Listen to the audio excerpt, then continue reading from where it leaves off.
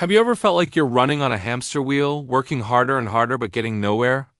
You're told to just work hard and you'll succeed. But what if I told you that, for many of us, hard work is a scam? Let me tell you a story about my friend Julian. Julian was the textbook example of a hard worker.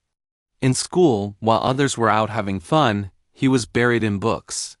He graduated at the top of his class with everyone predicting a future brighter than the sun. He landed his first job at a prestigious company and the cycle continued. Julian was the first one in the office and the last one to leave. He took on extra projects, never said no to a request, and sacrificed weekends and holidays, all in the name of hard work. He believed that his effort would be rewarded, that his dedication would inevitably lead to promotions and success. For the first few years, it seemed to be working. He got a small raise, a pat on the back from his manager. But then things started to stall. He saw colleagues who worked fewer hours, who were more social, and who seemed to have better work-life balance, getting the promotions he was after. He saw people who were better at playing the game climb the ladder faster. Julian became frustrated and confused. He was doing everything he was told to do. He was working harder than anyone. So why wasn't it paying off? He doubled down. He worked even longer hours, fueled by caffeine and a growing sense of desperation. His health started to suffer. He was constantly tired, stressed, and irritable. His relationships with friends and family became strained because he never had time for them. He was living to work, and his life was becoming a hollow shell of what it once was. He was earning a decent salary, but he had no time or energy to enjoy it.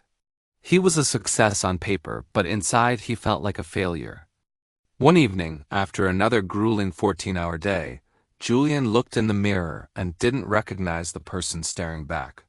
He saw tired eyes, a pale face, and a spirit that was completely broken. That was his breaking point. He finally admitted to himself, "This isn't working. Hard work on its own is a lie." Now, this isn't to say that effort is pointless. Of course not. But the story of Julian shows us a critical truth we often ignore. Hard work is only one part of the equation. And when we're told it's the only asterisk part, that's when it becomes a scam. The system is designed to extract the most labor for the least reward. It praises the hustle culture because it benefits the company, not necessarily the employee. So if hard work alone isn't the answer, what is? It's about working smart, not just hard. Julian had to learn this the hard way. After his breakdown, he took a step back and completely reevaluated his approach to work and life. I want to share the 3 key changes he made, because they can help you too.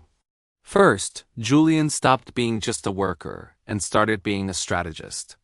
Instead of blindly accepting every task, he began to analyze which tasks had the most impact. He learned about the 80-20 principle, the idea that 80% of results come from 20% of the effort. He identified his key responsibilities, the ones that truly moved the needle for his team and the company. He focused his energy on those high-impact activities. For the lower-impact tasks, he learned to streamline them, delegate them, or sometimes even question if they needed to be done at all. He started saying no, politely but firmly, to things that didn't align with his core objectives. This wasn't about being lazy. It was about being effective. The second change was a game changer. Julian started investing in his network. The old Julian kept his head down and just worked. The new Julian understood that relationships are a form of currency in the professional world. He started having lunch with colleagues from other departments. He'd grab coffee with his manager, not just to talk about work, but to understand their goals and challenges on a human level. He realized that the people who were getting promoted weren't just good at their jobs. They were visible. People knew who they were, what they were capable of, and they liked them. Your network can bring you opportunities that hard work alone never will. It provides you with information, support, and advocates who will speak for you when you're not in the room. The third and perhaps most important change Julian made was to reclaim his life. He set firm boundaries.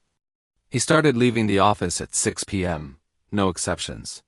He turned off his work notifications on his phone in the evenings and on weekends. At first, it felt terrifying.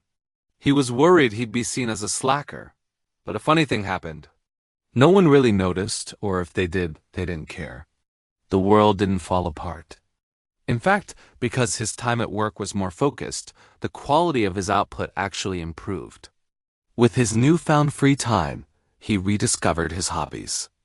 He started working out, which boosted his energy and mood.